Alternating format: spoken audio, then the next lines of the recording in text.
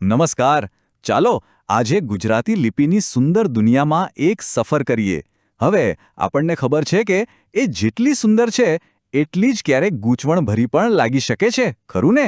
તો આજે આપણે સાથે મળીને એના કેટલાક રહસ્યોને ઉકેલવાના છીએ. આ ચિત્ર જોઈને કદાચ કોઈને પોતાનો જૂનો સમય યાદ આવી જાય. જ્યારે પહેલીવાર ગુજરાતી શીખવાનું શરૂ કરીએ ને ત્યારે અચાનક આટલા બધા અક્ષરો સામે આવે અને એમાંય પાછા ઘણા બધા તો દેખાવમાં એકદમ સરખા. ગભરાઈ જ જવાય, એ તો સ્વાભાવિક છે નહીં? અને આપણી આખી વાતની શરૂઆત થાય છે એક વિદ્યાર્થીના આવા જ એક ખૂબ જ નિખાલસ સવાલથી. એનો આ સવાલ જ છે જે આપણને આખી સફરમાં રસ્તો બતાવશે. ચાલો એના સવાલને પકડીને જ આપણે મૂળાક્ષરો વચ્ચેના ભેદને સમજવાની કોશિશ કરીએ.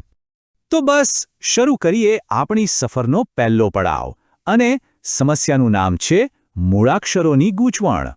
જુઓ, જે કોઈ પણ આ લિપિ શીખે છે એમને આ મુશ્કેલી તો આવે છે. આ એકદમ સામાન્ય વાત છે. પણ જરાય ચિંતા ના કરતા, કારણ કે આજે આપણે એ જ જાદુઈ ચાવી શોધવાના છીએ જે આ બધા એક સરખા દેખાતા અક્ષરોનું તાળું ખોલી નાખશે. ચાલો હવે સીધા મુદ્દા પર આવીએ. આપણે એ જ જિજ્ઞાસુ વિદ્યાર્થીના મનમાં જે સવાલો ઉઠ્યા હતા, બસ એના પર જ ધ્યાન આપીએ. તો આ રહ્યો પહેલો સવાલ, પહેલો કોયડો. અને ખરેખર એ વિદ્યાર્થીનું અવલોકન તો જુઓ, કેટલું બારીક છે. એ પૂછે છે કે પ અને યમાં એવું તો શું છે જે એમને અલગ પાડે છે? ચાલો આપણે જરા ઊંડા ઉતરીને તપાસ કરીએ. હવે આવે છે બીજી જોડી જે મૂંઝવણમાં મૂકી દે. મ અને ચ. એકના ગોળની અંદર સીધી લીટી છે તો બીજાના તળિયે જાણે કોઈએ ચપટી ભરી હોય એવો વળાંક છે. આ શું માથાકૂટ છે ભાઈ? વાહ, આ કલ્પના તો જુઓ, કેટલી કાવ્યાત્મક છે. સવાલ 6 અને દ વિશે છે કે ભાઈ એક પાસે સરસ મજાની વાંકી પૂંછડી છે તો બીજા પાસે કેમ નથી? આ ભેદ સમજવા જેવો છે, ખરું ને? સારું, તો હવે કોયડાઓ પૂરા, જવાબનો સમય. ચાલો એક પછી એક આ બધી જોડીઓને લઈએ અને એમના વળાંકો અને આકારના રહસ્યને સમજીએ. તો જુઓ, વાત બસ આટલી જ છે.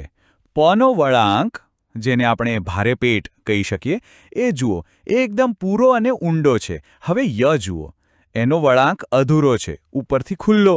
બસ આ નાનકડો ફરક જ આ બંનેને એકબીજાથી સાવ અલગ કરી દે છે. ઓકે, હવે વારો મ અને ચનો. મની ખાસિયત શું? તો કે એના શરૂઆતના ગોળની અંદરની પેલી આડી લીટી. બરાબર? હવે ચમાં એવું નથી. એનો ગોળ તો નીચેની તરફ વળીને પેલી ચપટી જેવો આકાર બનાવે છે. એટલે જ બંને અલગ છે. અહીંયા તો ફરક એકદમ સાફ છે.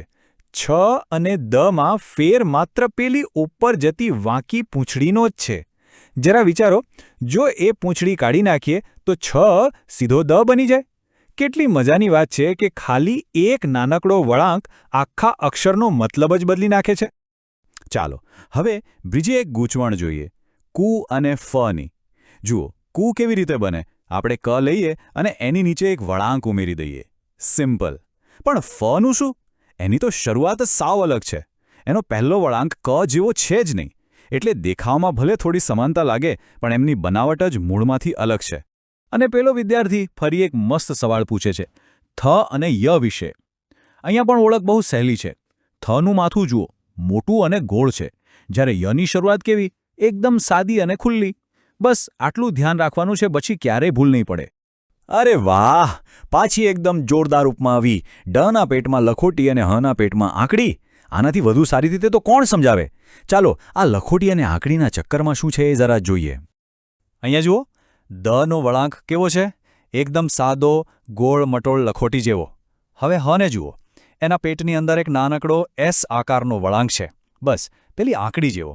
અને આ નાની અમથી આંકડી જ હને દથી અલગ પાડે છે. એ જ એની સાચી ઓળખ છે. અને આ રહી આપણી છેલ્લી જોડી, જ અને સ. આ બંને વચ્ચેનો તફાવત ક્યાં છપાયેલો છે? પેલી આડી લીટીની જગ્યામાં. જમાં એ લીટી જુઓ ક્યાં છે? એકદમ ઉપર, ટોચ પર, જાણે જ્ઞાન હંમેશા ઉચ્ચ સ્થાને હોય. જ્યારે સમાં એ લીટી સાવ સામાન્ય રીતે વચ્ચેથી નીકળે છે. બસ આ જ તો ફરક છે. તો કેવી રહી આ સફર? આપણે જોયું કે જે અક્ષરો આપણને એક સરખા લાગીને ગૂંચવતા હતા, એમની વચ્ચે ખરેખર તો નાના પણ બહુ જ મહત્વના તફાવત છુપાયેલા છે. ચાલો જતા પહેલા એકવાર ફટાફટ આ બધા મુદ્દાઓ પર નજર ફેરવી લઈએ. તો યાદ શું રાખવાનું છે? પ અને ય એટલે પેટનો વળાંક, મ અને ચ એટલે અંદરની લીટી અને બહારની ચપટી, છ અને દ એટલે પૂંછડી છે કે નહીં, દ અને હ એટલે લખોટી છે કે આંકડી, અને છેલ્લે જ્ઞ અને સ એટલે લીટી ઉપર છે કે વચ્ચે. બસ આટલી ચાવીઓ પાસે હોય પછી કોઈ ગૂંચવણ નહીં. તો હવે આશા છે કે બધું એકદમ સ્પષ્ટ થઈ ગયું હશે. પણ એક વાત યાદ રાખજો, શીખવાની મજા ક્યારેય પૂરી નથી થતી. હવે જ્યારે પણ ગુજરાતી વાંચવા બેસો ત્યારે દરેક અક્ષરના વળાંક અને આકારને જરા ધ્યાનથી જોજો. કોની ખબર, કદાચ કોઈક નવું જ રહસ્ય તમારી